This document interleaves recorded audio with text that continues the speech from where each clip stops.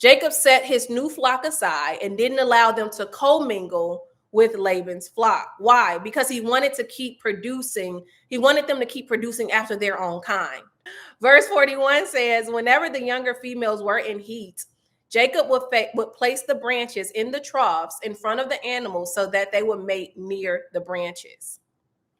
Verse 9, not verse 9. Your strategy 9 is rinse and repeat. We just saw Jacob rinse and repeat. What did he rinse and repeat? Since Jacob saw that the strategy worked with the first batch of animals, all he had to do was rinse and repeat for the next batch.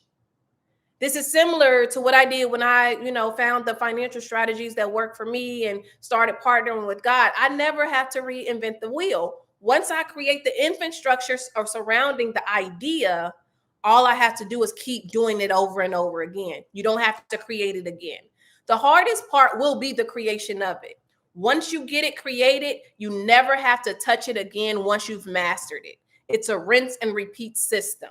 So we're seeing Jacob rinse and repeat. He saw that it worked for the first batch, rinse and repeat. That's all you got to keep doing. That's all wealthy people do. They keep doing the same thing that worked. Keep doing the same thing that worked, y'all. Verse 42 says, but if the animals were weak, he would not place them there. So the weak animals went to Laban and the strong ones went to Jacob. So what we just saw Jacob do is conduct a SWOT analysis. Strategy 10. Conduct a SWOT analysis. And if you don't know what a SWOT analysis is, I'm going to tell you. But we first have to understand that Jacob was interested in building a strong legacy, which means that he was interested in only utilizing what will produce the best results. So since he was hands-on in building the infrastructure, he had enough knowledge to understand strengths and weaknesses. So essentially, he conducted a SWOT analysis for his breeding program. And so a SWOT analysis here is a strategic planning tool used by businesses and organizations to identify and evaluate internal strengths and weaknesses, as well as external opportunities and threats. So let's walk through Jacob's SWOT analysis. Number one, what is a strength? When you're thinking about conducting a SWOT analysis, the strengths are the internal attributes and resources that give an organization an advantage over others in achieving the objective. I'm going to drop it in the chat if you're taking notes. Okay, so if you're conducting a SWOT analysis, which we're about to see Jacob do, it is the internal attributes and resources that give an organization an advantage over others in achieving an objective. So what were the strengths here? Jacob learned that he could manipulate the genetic makeup of the flock to cause them to reproduce after what they saw.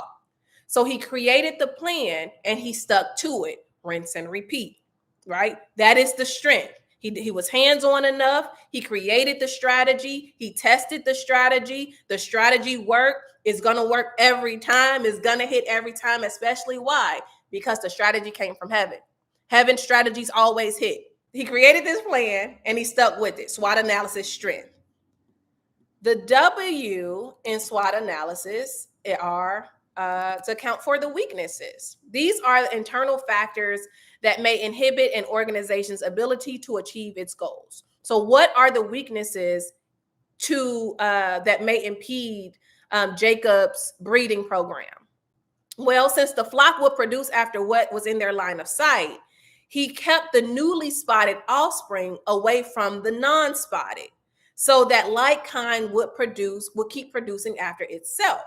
So the weakness that Jacob was ever able to assess was, if I don't keep these two flocks separate, they will begin to commingle and I will lose the production that I am doing, right?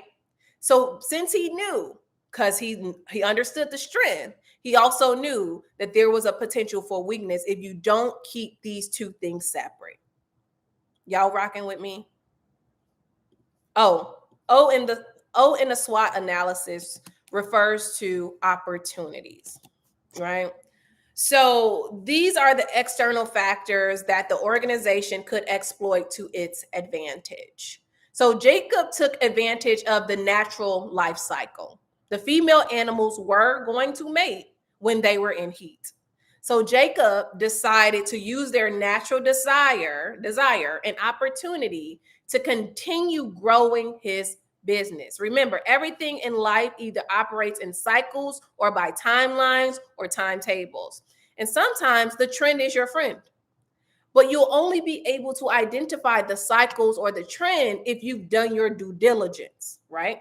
So don't be frustrated when God hasn't given you a team to help you yet, because you need to learn the fundamentals of how this thing is going to work. You need to be on the ground level. You need to be on the floor.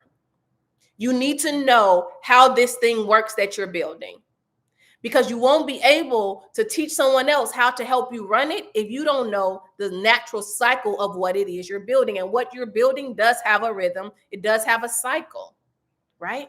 And they do. And even in every rhythm, in every cycle, you will have opportunities. We don't see anywhere that Jacob had help with this breeding program. He's building it from the ground up with insight from heaven, with information from God. I'm not making this up. It's right here in the text. T. So we just moved from O. Now let's look at the T. The T in SWOT analysis refers to, let me drop it in the chat, threats. These are the external factors that could potentially harm this organization's performance. So Jacob realizes that he needs to maintain the strength of his breeding program, right? Well, so he decides to only allow the stronger females to mate in front of the branches he created so that they would produce after what they saw. That is a threat. He knew that if I let these weak animals mate in front of in front of these branches that I've created, then they're going to continue to produce weak offspring. I don't want that. That is a threat. So I am only going to allow the strong animals to mate in front of my stuff.